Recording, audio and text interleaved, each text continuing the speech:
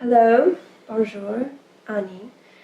My name is Hanifa Eva Ivanka Lily Grace Svensson Brown, and it is my pleasure to bring you greetings from the Canada Council Equity Office. As you know, we have made great strides in the last 100 years. Since the national artistic protests, commonly known as NAP, that occurred following the results of the Canada Council's now legendary New Chapter program, we have been listening. How could we not? The mobilization of artists across the country drew literally hundreds, representing a 500% increase to any civic engagement regarding the arts since the founding of the Massey Commission, all the way to the historic date when the full results of the New Chapter program were released in June of 2025. The question to ask today is, now, 100 years later, in 2125, where are we as a nation? What is our artistic milieu? The Equity Office was founded to rectify the inequality that was pointed out to the Canada Council, particularly in terms of representation, or rather, a lack of representation in times past. It may today seem a bizarre thought that there was indeed a time when we were a society rife with social inequality personified in the arts. But this is indeed our history, and we must not forget it. Through our Spotlight series, we did for some time begin to see the process of creating opportunities for equity artists, as we once called them, or minority artists, and before that, darkies. We now know that through struggles of self-determination led by the artistic-driven organization such as Ad Hoc Assembly and others, that all these primitive terms are ugly, savage, some might say oriental in their way of thinking. Today, in a post-racial, post-indigenous, post-ability, post-nationalist, post-society, we are indeed post-identity, as represented by this new commemorative stamp designed by the Canada Post.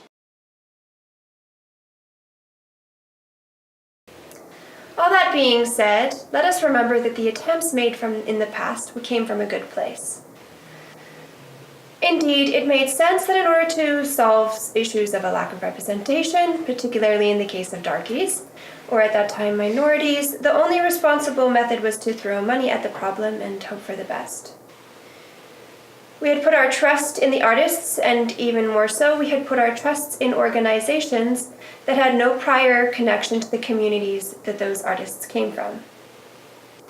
And as people of color and Indigenous artists, our first priority entered the spotlight. Indeed, we saw them for all their rainbow glory. Having seen them, and thus having fixed the problem, we then shifted our spotlight to ability. Deaf artists, blind artists, and otherwise neo-gimps were put onto the main stage. And again, once we could see them, it was vital to move the spotlight on and allow them to return once again to the dark where they came. Particularly, some couldn't tell the difference anyways. That was a neo-gimp joke. My wife is married to someone who knows someone who told me that it was okay. Let's return to the Spotlight series. The Spotlight way of thinking, this was the process by which we once operated, and again, where it seems barbarically gook, I can assure you that the reason we are where we are today as a society is by virtue of these primitive and limely methods. The resurrection of the Spotlight series for the Focus on Whitey program, which came into effect from 2025, was a landmark. The New Chapter results showed clear evidence that while we had invested in celebratory activities of our rich colonial history, that this group had been left out, and that is not what equity means. Particularly after the redefinition in the Oxford Dictionary of Equity of 2038 to mean some shit the BAMEs talk about, ellipsis, what a bunch of elitists, hashtag LOL's lives matter, God save the Queen. What happened beyond 2025 was the period we now call the crackerization effect of the Canadian culture, where for the first time we returned our attention to the most oppressed of our population, specifically the straight white male. I want to show you a clip from the theater production by Cahoots Theatre Corporation of 2037. This is from a production called Tears of White. I am erased. I am eraser. I am erased. I am eraser. I am erased. I am eraser. I am erased. I am eraser. I am erased. I am eraser.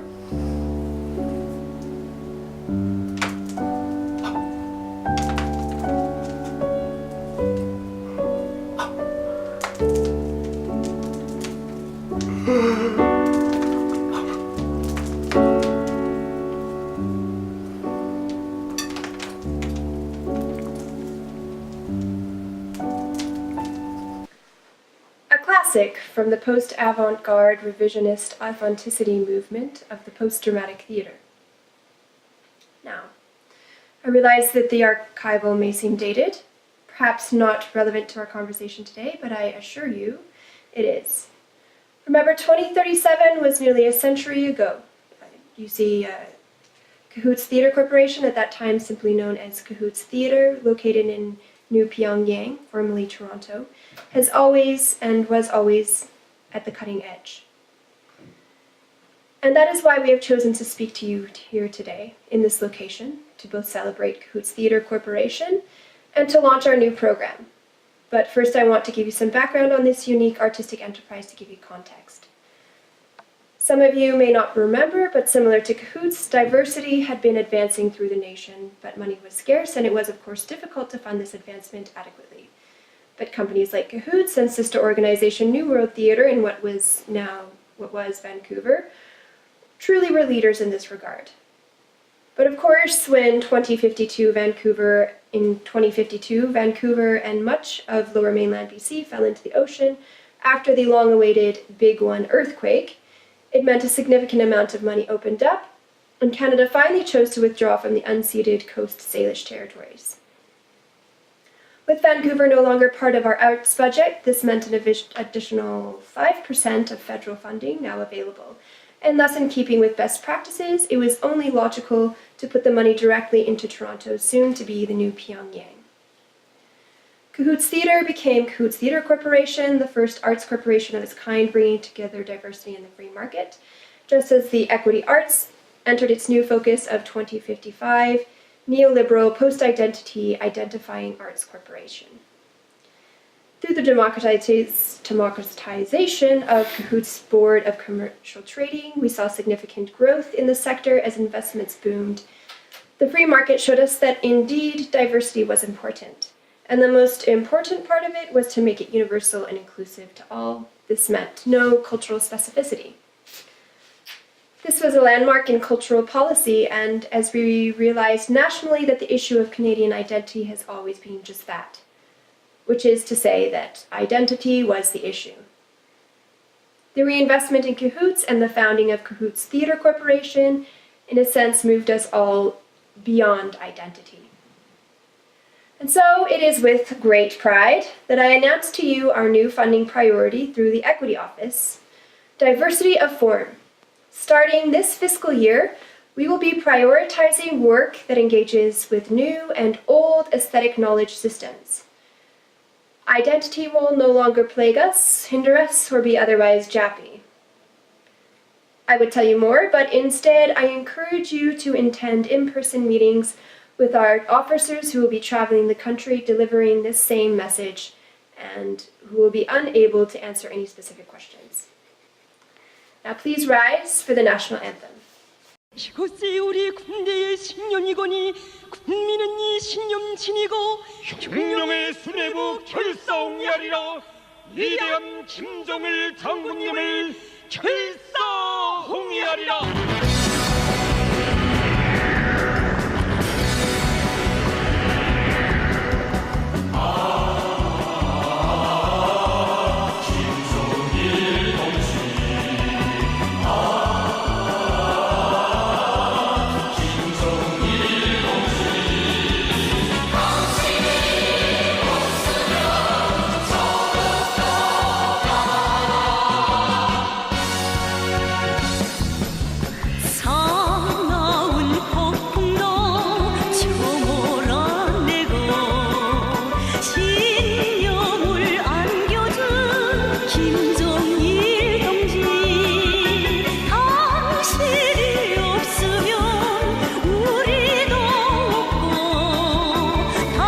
당신이